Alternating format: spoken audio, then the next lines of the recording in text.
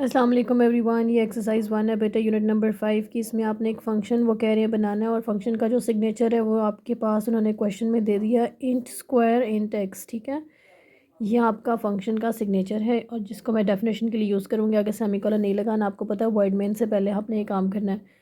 उन्होंने कहा है कि आपने को जो नंबर दिया जाए उसका आपने स्क्वायर करना है। तो आपके पास गिवन नंबर यहाँ पे एक्स है, जो आपने एक्स लिया तो हम रिटर्न क्या करेंगे, एक्स मल्टीप्लाई बाय एक्स। ठीक है, और साथ में क्या लिख देंगे, रिटर्न। ये आपने काम बहुत दफ़ा किया हुआ है तो इसलिए इतने इशू की बात नहीं है। ये आपका टोटल फंक्शन था और अब आपने वॉइड मेन के अंदर क्या काम करना है, इस फंक्शन को कॉल करनी है जस्ट, और कुछ भी नहीं करना। आपने एक नंबर डिक्लेयर करना है। फॉर एग्ज़ाम्पल मैं यहाँ पे ले लेती हूँ इंट एन। ठीक है, यहाँ पे आपने प्रिंट एफ स्टेटमेंट देनी है और यूज़र से नंबर लेना है, एंटर नंबर। उसके बाद आपने स्कैन एफ करके नंबर को सेव कर लेना है, पर्सन डी आपका नंबर होगा। ठीक है, एंड एन, समझ आ गई। अब आपने प्रिंट एफ करना है इसका स्क्वायर, और यहीं पे मैं फंक्शन को कॉल करने लगी हूँ। कैसे कॉल करेंगे, मैं मैसेज दे रही हूँ square of person D is person D, यानी कि मेरा जो नंबर है उसका स्क्वायर ये है। ठीक है, इससे ना ज़रा अच्छा भी लगता है और पता भी लग जाता है कि हम क्या काम करें। यहाँ पे मैं पहले वाले पर्सन डी की जगह पे अपना नंबर लिखूँगी एन, और दूसरे वाले की जगह पे फंक्शन कॉल करूँगी, और कॉमा के बाद आपने कैसे लिखना है उसको, फंक्शन का नाम क्या था हमारा, स्क्वायर। ठीक है, तो स्क्वायर लिख के उसके अंदर क्या पास कर दूँगी, एन। समझ आ गई।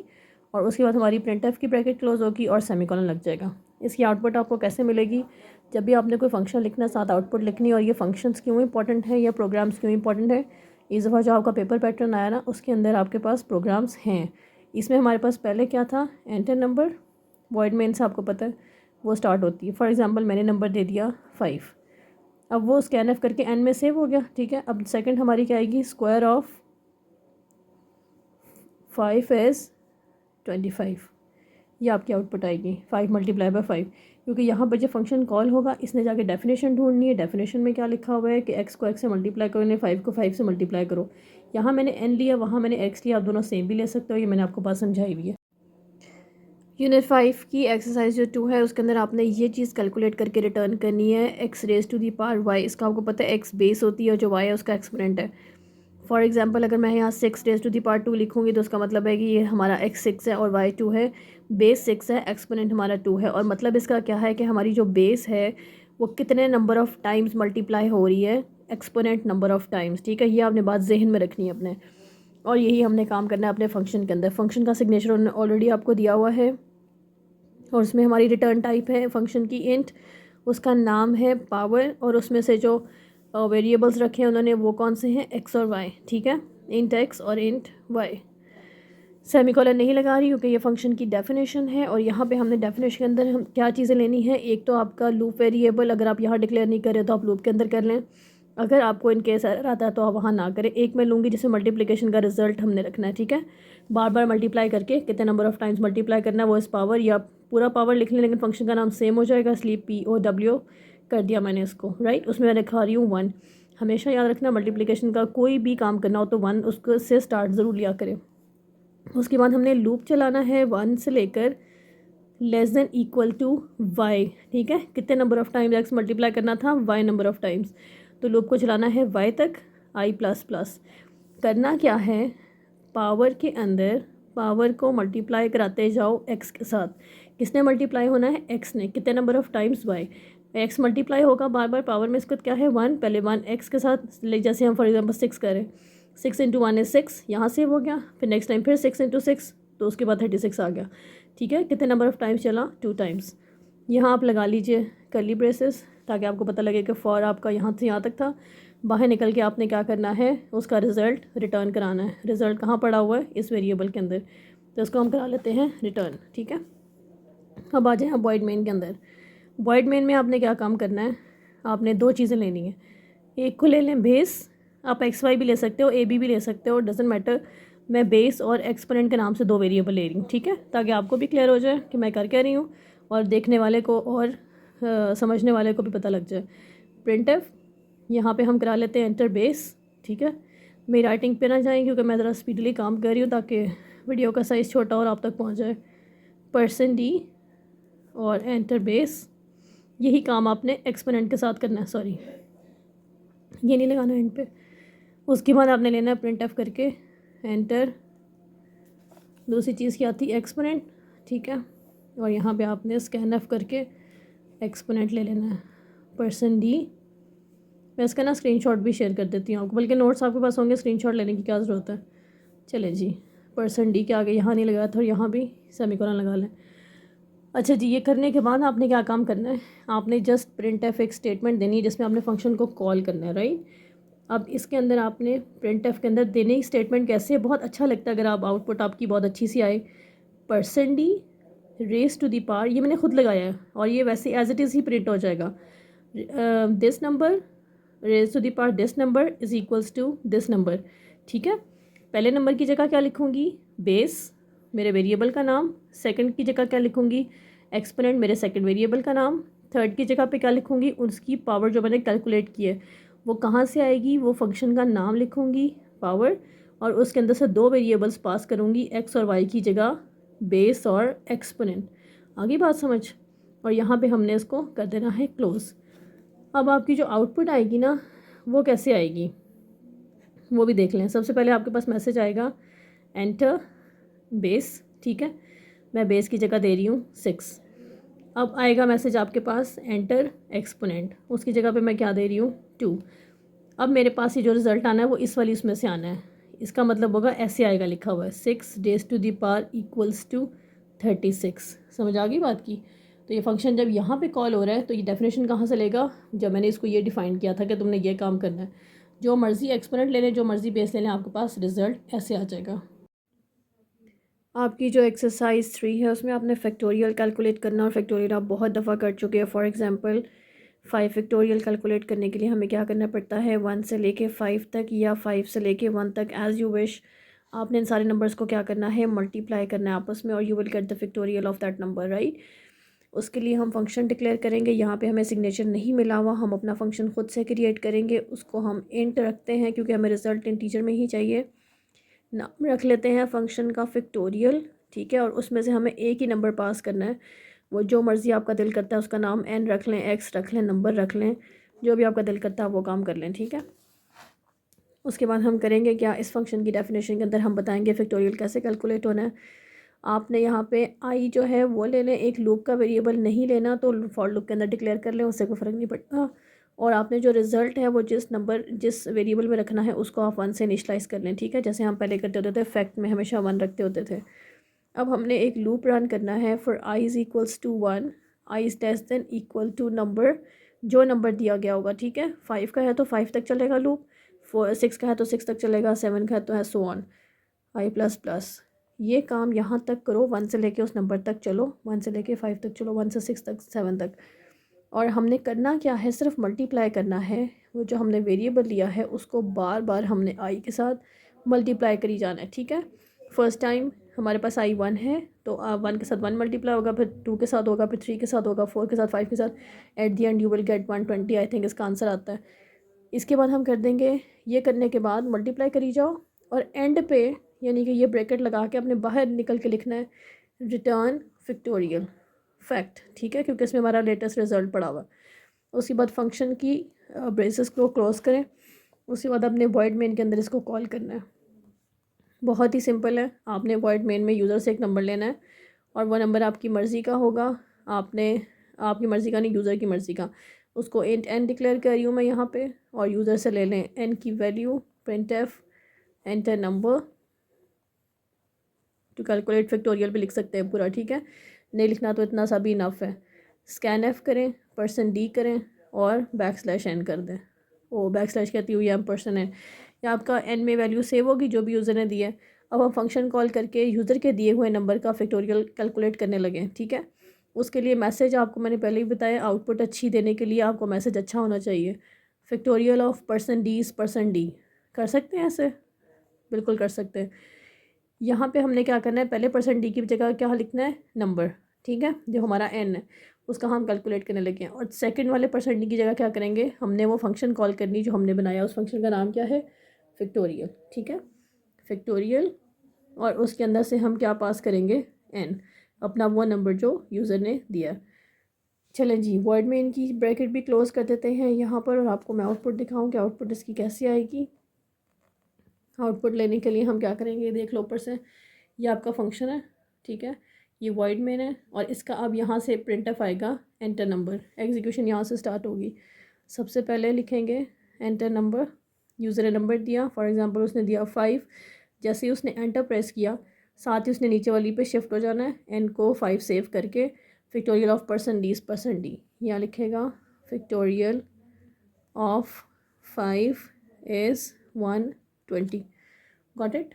समझ आ गई बात की कैसे करना था ये? अच्छा जी, जो एक्सरसाइज आपकी 4 है उसके अंदर आपको डिक्लेयर करनी है कि ट्रायंगल वैलिड है कि नहीं, और वो कैसे डिक्लेयर करेंगे, वो कह रहे हैं जो आपके एंगल्स होते हैं 3 ट्रायंगल के अंदर, एक को हम कह लेते हैं A1, एक को A2 और एक को A3, आप कोई सा भी नाम रख सकते हैं इसका। अगर वो कहते हैं कि इसका सम हमारे पास 180 आ जाता है, किसका सम, A1 + A2 + A3, ठीक है, तो कह देंगे वैलिड ट्रायंगल है, otherwise it is not valid, ठीक है। तो इसके लिए हम जो फंक्शन डिक्लेयर करने लगे, यहाँ हमें कोई सिग्नेचर नहीं दिया, उन्होंने फंक्शन का कोई नाम नहीं बताया, तो हम इसको डिक्लेयर करने लगे हैं। फंक्शन की डेफिनेशन लिख रही हूँ और मैं फंक्शन की डेफिनेशन में इंट की बजाय वॉइड से स्टार्ट कर रही हूँ, क्योंकि मैंने यहाँ पर रिटर्न कुछ नहीं कराना, जस्ट मैंने पूरा फंक्शन एक लिख देना ये डिक्लेयर करने के लिए कि वो वैलिड ट्रायंगल है या नहीं है, तो मैं रिटर्न कुछ नहीं करा रही, ठीक है। इस फंक्शन का नाम रखने लगी हूँ वैलिड ट्राई एंगल, पूरा लिख लो या वैलिड ट्राई लिख लो, आपकी अपनी मर्ज़ी है, ये आप पे डिपेंड करता है। मैं 3 इंट ले रही हूँ, A1, A2 और A3, जो कि मेरे एंगल्स हैं, ठीक हो गया। अब हमने क्या काम करना है, मैंने आपको कहा था कि जो आप सम वाला कोई काम करने लगे तो वेरिएबल को डिक्लेयर किया करें 0 से, और मल्टीप्लाई वाला किया करें तो उसको डिक्लेयर किया करें और इनिशलाइज किया करें 1 से। तो मैं ले रही हूँ सम इज इक्वल्स टू 0, ठीक है, सम में पहली दफ़ा 0 लिखवा दिया। इसको ना भी करें तो ये ऑप्शनल है, इसकी कोई ज़रूरत नहीं है। कभी कभी सम टाइम ऐसा होता है वो गार्बेज वैल्यू रखवा देता है वहाँ पे, तो इन सम भी कर देते तो भी वैलिड था। यहाँ मैं करने लगी हूँ A1 + A2 + A3, तीनों एंगल्स का सम आ गया, ठीक है। अब यहाँ पे क्या काम करना है, यहाँ पे हमने चेक लगाना है, और वो चेक कैसे लगेगा, if sum is equal to, equal के लिए डबल इक्वल लगाते हैं 180, ठीक है। अगर तो 180 है तो क्या प्रिंट ऑफ कर दो, वैलिड ट्रायंगल, ठीक है, valid triangle, hats off to my writing. और उसके बाद अगर नहीं है एल्स, तो वो भी प्रिंट ऑफ कराना है, ठीक है, इनवैलिड ट्रायंगल। ये हमने काम करना है क्योंकि ये हमारे क्वेश्चन की रिक्वायरमेंट है कि ये प्रिंटिंग होनी चाहिए वैलिड और इनवैलिड ट्रायंगल की। समझ आगे बात की। अब हमारा हो गया फंक्शन ख़त्म, ये हमारा पूरा फंक्शन था। अब हमने इसको वॉइड मेन में कॉल करनी है, और वॉइड मेन में कॉल करने का क्या तरीका है, वॉइड मेन स्टार्ट करते हैं, ठीक हो गया। वॉइड मेन अब आपको पता लग गया होगा ना, और सेल खुद भी एक फंक्शन है। यहाँ पे आप 3 एंगल्स डिक्लेयर कर दें, मैंने ऊपर लिखा था A1, A2, A3, आप यहाँ पे ANG एंगल के लिए लिख लें, एंगल 1, एंगल 2 और एंगल 3। ये आपकी अपनी मर्ज़ी है, वेरिएबल्स के नाम आप XYZ भी रख सकते थे, लेकिन ऐसे नाम रखें जो समझ आ जाए तो अच्छा लगता है। सॉरी फॉर माई थ्रोट, मेरी आवाज़ से भी आपको फील हो रहा होगा, इसलिए लेट भी हो गई है थोड़ी सी काम। एंटर द एंगल्स, ठीक हो गया, ABC, oh sorry, angle 1, angle 2, angle 3, angle 1, angle 2 और एंगल 3। इसको आप सेपरेटली भी ले सकते हो इनपुट, और इकट्ठी भी ले सकते हैं, ठीक है। ये ले जी, मैंने इकट्ठी इसकी इनपुट ले ली है। अब हम स्कैन एफ करते हैं इसके अंदर, %d, %d और %d, ठीक है। एंड एंगल 1, एंड एंगल 2 और एंड एंगल 3 लें जी। अब हमने क्या कॉल कर लेनी है, सिर्फ कुछ प्रिंट ऑफ नहीं करा रही, कोई कुछ भी नहीं करा रही, वैलिड, हमारी ट्राई, उसका फंक्शन का नाम क्या था, वैलिड ट्राई, ठीक है, वैलिड ट्राई। उसमें से क्या पास करना है, जो यूज़र ने हमें एंगल दिए हैं, एंगल 1, एंगल 2, एंगल 3, होगा क्या, सबसे पहले वर्ड में इनको क्लोज़ करें। आपकी आउटपुट में क्या आएगा, सबसे पहले आपको मैसेज आएगा एंटर दी एंगल्स, ठीक है, आपने लिखना है एंटर दी एंगल्स। यहाँ पे आप एंगल्स देंगे, जो भी होगा वहाँ पे लिखा हुआ है एंगल 1, एंगल 2, एंगल 3, आपने कोई भी दे दिया, एक 90 दे दिया, एक 60 दे दिया, एक 40 दे दिया। अगर तो इनका सम यहाँ पे 190 बन रहा है, ठीक है, 60 और 40, 100 और 90, अगर मैं 80 दे देती हूँ, ये 180, तो आपके पास यहाँ प्रिंट, और ये क्या करेगा, ये ऊपर जाएगा अपने वहाँ पे तीनों एंगल लेके, यहाँ यहाँ पे इनको करेगा सम, देखेगा सम 180 है तो क्या प्रिंट कर देगा, वैलिड ट्रायंगल, ठीक है। यहाँ आपको मैसेज मिल जाएगा वैलिड ट्रायंगल। आपने भी आउटपुट में ऐसे ही दिखाना है, यहाँ पे अगर आपका 180 बन रहा है तो आप उसको दिखाओ वैलिड ट्रायंगल, और या फिर एक गलत ले लो ना, एक 90 ले लो, 70 ले लो, कुछ ऐसा ले लो, जो 180 नहीं बन रहा तो उसको दिखा दो इनवैलिड ट्रायंगल, ठीक है। दोनों दोनों आउटपुट लिख के दिखाया करो। ओके, यूनिट नंबर 5 की जो एक्सरसाइज 5 है उसमें आपने ये जो बचपन से आप करते आ रहे हो ना क्लास 9 से, के अमाउंट और इंटरेस्ट परसेंटेज लेनी है और इंटरेस्ट अमाउंट आपने डिस्प्ले करानी, ठीक है। ये जो सेकंड पे लिखा हुआ है ना, ये रिटर्न कराना है, ये आंसर है। और लेना क्या है, अमाउंट, टोटल अमाउंट और इंटरेस्ट परसेंटेज। इससे पहले आपने आज तक जो फार्मूलाज पढ़े हैं ना, उसमें ये किया था कि इंटरेस्ट इज़ इक्वल्स टू हम लेते थे amount into rate into year, ठीक है, उसका जो टाइम पीरियड होता है, और डिवाइड बाय 100 कर दिया तो हमारे पास उसका इंटरेस्ट आ जाती थी। अब इन्होंने हमें कहा है कि हमने क्या करना है, अमाउंट और इंटरेस्ट परसेंटेज कैलकुलेट करनी। फॉर एग्जांपल जैसे मैं आपको बताऊं, हमारी टोटल अमाउंट जो है, फॉर एग्जांपल हमने 5000 ले लिया किसी से, ठीक है, जैसे बैंक से लोन लेते हैं और जैसे भी इंटरेस्ट उसी के ऊपर होता है। आपकी जो इंटरेस्ट परसेंटेज है ना, वो मैं कहती हूँ कि फॉर एग्जांपल हमारी है जी 5%, तो 5% का मतलब होता है 5/100, ठीक है। तो इसका फॉर्मूला कैसे कैलकुलेट करेंगे, जो हमारी टोटल अमाउंट है इसके साथ हमने इस 5/100 को मल्टीप्लाई कर देना है, ओके।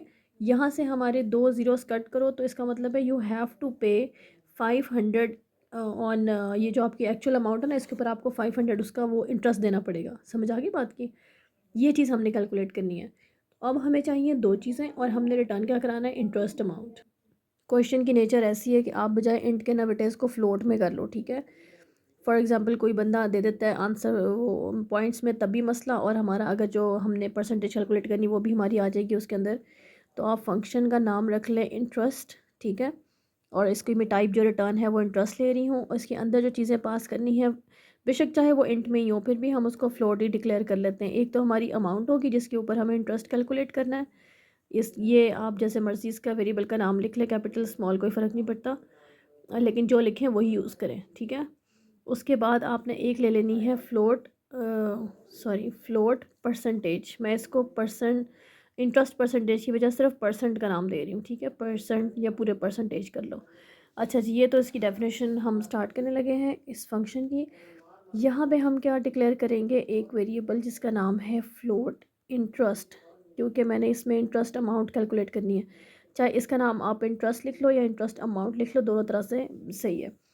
अच्छा जी, इसको कैलकुलेट करने के लिए अभी अभी जो मैंने आपको फार्मूला बताया उसके अकॉर्डिंगली हम काम करेंगे। ये कैसे होगी, हमारी जो अमाउंट है मैंने कैपिटल ए से लिखी है, आप स्मॉल ही रख लो तो बेहतर है, ठीक है, ज़रा फ्रीक्वेंसी रहती है। अमाउंट इनटू परसेंटेज, समझ आ गई बात की। अब हम परसेंटेज ही ऐसे एंटर करेंगे कि आपने यहाँ पे 5/100 अगर नहीं देना, 5/100 अगर आपसे हैंडल नहीं हो रहा तो आप उसकी जगह 0.05 कर दो। पता है ना कैसे करते हैं ये, तो आप डायरेक्ट परसेंटेज की जगह पे ये वाली चीज़ एंटर कर दो। 0.2 देना तो आप उसको 0.02 कर दो, अगर 2% देनी है। 5% देनी है तो ऐसे 7% देनी है तो आप इस तरह कर लें। अदरवाइज़ फिर ऐसे आप लिख सकते हो, ठीक है, अमाउंट इंटू दिस और डिवाइड बाय दिस। अच्छा जी, ये आपने परसेंटेज कैलकुलेट कर ली यहाँ पे, और आपने रिटर्न करा देना है जो कैलकुलेशन का रिज़ल्ट है वो किस वेरिएबल के अंदर आया है। नोट करो, मैंने इस इंटरेस्ट का स्पेलिंग जो है वो डिफरेंट लिखे हुए हैं, ठीक है। ये हमारा फंक्शन हो गया कंप्लीट। अब हमने जाना है इसके वॉइड मेन के अंदर, और वॉइड मेन के अंदर हमें क्या क्या चीज़ें चाहिए होंगी, ओनली 2, वही वाली जो हमने ऊपर अपने फंक्शन में डिक्लेयर की हैं। एक हमें चाहिए अमाउंट, फ्लोट। अब ये देखो अमाउंट मैंने वहाँ पे पूरे स्पेलिंग लिखे थे, AMOUNT, और यहाँ पे मैं AMT लिख देती हूँ, ठीक है, थोड़ा सा उसको डिफ्रेंशिएट करने के लिए। वहाँ परसेंटेज लिखा था, यहाँ PR कर लो या PRC कर लो, जैसे आपका दिल करता है। चले जी, सेम रख लोगे तो भी ठीक है, नो वरीज़, उसमें कोई इशू नहीं है इसके अंदर। इसमें आपने करना है एंटर टोटल अमाउंट, यूज़र से आपने टोटल अमाउंट लेनी जिसके ऊपर इंटरेस्ट कैलकुलेट करना है। ले जी, ये हो गया। उसके बाद हमने स्कैन एफ करा लेना है, %f है हमारे पास, और हमारे वेरिएबल का नाम है AMT, ठीक है। यही हमने सीन करना है उसके लिए, अपनी परसेंटेज के लिए। प्रिंट एफ एंटर इंटरेस्ट, आप पूरा लिख लीजिएगा, इंटरेस्ट परसेंटेज, ताकि यूज़र को उसमें देने में भी आसानी हो जाए। अच्छा जी, स्कैन एफ जो हमारे वेरिएबल का नाम है %f एंड PR है। चले जी, दोनों चीज़ें हमारे पास आ चुकी हैं। अब हमने क्या करना है, फंक्शन कॉल करनी है। फंक्शन कॉल करने के लिए मैं प्रिंट एफ स्टेटमेंट के थ्रू कॉल कर रही हूँ, आपकी मर्ज़ी, अब जैसे मर्ज़ी कॉल करें इसको। सेपरेटली करके भी कर सकते हैं, एक वेरिएबल में इसका रिज़ल्ट सेव करा के भी प्रिंट कर सकते हैं, और जैसे मैं कर रही हूँ वैसे भी कर सकते हैं। मैंने 0.2f लगाया यहाँ पे, ताकि मेरी डेसिमल जो है ना वो 0.2 तक राउंड ऑफ हो जाए। यहाँ फंक्शन कॉल करने लगी हूँ इंटरेस्ट परसेंट 2f, और यहाँ पे ये इंटरेस्ट मैंने खुद लिखा, ऐसे लिखा आएगा, ठीक है। ये मेरे फंक्शन का नाम था पूरा इंटरेस्ट, और उसमें से मैंने क्या पास करना है वो वेरिएबल जो मैंने वॉइड मेन में डिक्लेयर किए हैं, AMT और PER, राइट। समझ आ गई बात की। अब होगा क्या, मेरे वॉइड मेन में ये लाइन पहले प्रिंट होगी, टोटल अमाउंट। इसकी आउटपुट आपको मैं लिख के दिखा देती हूँ, बिकॉज इट्स कंपल्सरी। जब भी आप प्रोग्राम लिखोगे लिखना, वरना 2 नंबर कट जाएंगे। आपके पास यहाँ पे पहली चीज़ लिखी आएगी, सॉरी मेरा तो मोबाइल भी बहुत हिल रहा है जिससे मैं वीडियो बना रही हूँ, बड़ी कैजुअल मोड में बन रही है ये। एंटर, मैं यहाँ पे लिखती हूँ 5000, ठीक है। अब वो नेक्स्ट मांग रहा है interest percentage, enter interest percentage, और मैं उसको एंटर कर रही हूँ 0.05। समझ आ गई बात की। अब उसने क्या करना है, मेरे पास ऊपर जाना है वो कैलकुलेट करने के लिए। जब फॉर्मूले में वो जाएगा, वो देखेगा क्या काम करना है, तो मुझे यहाँ पे क्या डिस्प्ले कर देगा 500, और वो क्या होगा, इंटरेस्ट इक्वल्स टू 500, ठीक हो गया।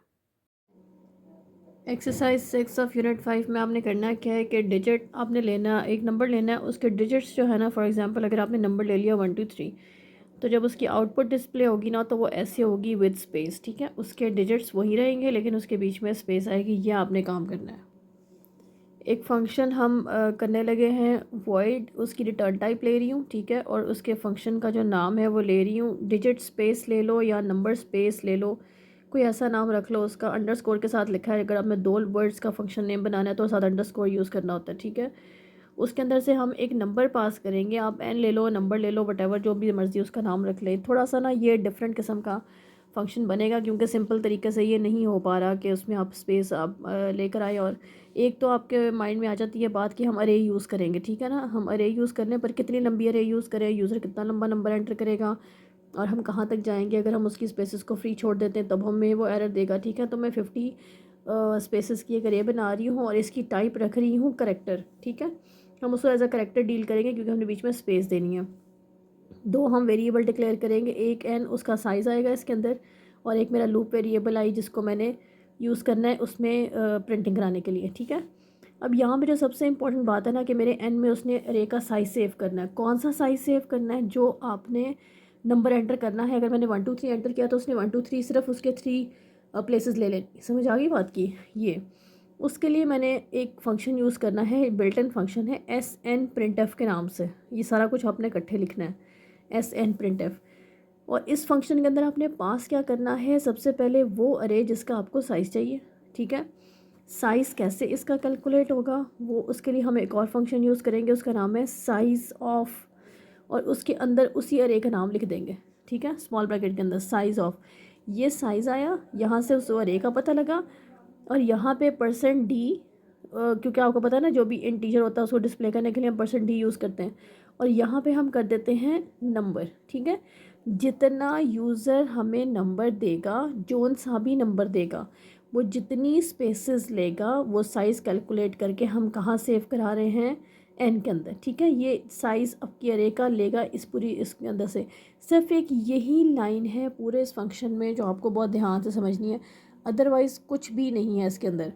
अब आपने लगाना है एक लूप, और हमारा काम हो जाएगा स्टार्ट, क्योंकि ना हम लोग देखो 1 से स्टार्ट करेंगे, i <= n तक जाएगा। अब n ये मसला था सबसे बड़ा, हम अरे कितनी लंबी डिक्लेयर करें और हम कहाँ तक उसको लेके जाएं। हमें नहीं पता यूज़र ने कौन सा नंबर, कितने नंबर डिजिट्स वाला नंबर एंटर करना है। तो उसके लिए हमें ये फिर करना पड़ा कि हमें फंक्शन यूज़ करना पड़ा SN printf, जो क्या प्रिंट कराता है अरे उसका साइज़, और साइज़ ऑफ साइज़ अरे का कैसे लेंगे, साइज़ ऑफ फंक्शन यूज़ करके, ठीक है। बस हमने ये यूज़ करना है। अच्छा जी, n तक चले गए। अब हमने करना है i++। अब ये चीज़ इंपॉर्टेंट है। तीसरा फंक्शन जो आप नया यूज़ करने जा रहे हैं उसका नाम होता है पुट करेक्टर। ये डिस्प्ले पे कंसोल स्क्रीन के ऊपर PUTCHAR पुट करेक्टर, ये क्या करेक्टर प्रिंट कराएगा। एक तो आप सबसे पहले कराओगे अरे की आई लोकेशन, सबसे पहली प्रिंट हो गई, साथ ही उसके स्पेस प्रिंट करा दो पुट करेक्टर, और इसको ऐसे लिख दो स्पेस करके ना, जगह छोड़ के, ठीक है। और यहाँ पे सेमीकोलन, वो खुद ही स्पेस ले लेगा वहाँ से। अच्छा जी, ये डबल कोट्स नहीं लगाने, सिंगल कोट लगाने। सिंगल कोट आपको पता है कि हमारा जो करेक्टर है वो सिंगल कोट्स में जाता है, तो हमने सिंगल कोट लगाने हैं। ले जी, आपका काम ख़त्म। एक एक डिजिट एक स्पेस, एक डिजिट एक स्पेस। अच्छा जी, अब हम अपना फंक्शन क्लोज करने लगे हैं यहाँ पे। अब हम वॉइड मेन पे चलते हैं। वॉइड मेन में इसने रिटर्न कुछ नहीं कराना, इसलिए हमने इसको एज इट इज़ फंक्शन को ले लेना है। इंट नम, वहाँ मैंने NUMB लिखा था, यहाँ पे मैं NUM लिख देती हूँ, ठीक हो गया, थोड़ा सा डिफ्रेंशिएट करने के लिए। इसको ले लें printf एंटर नंबर।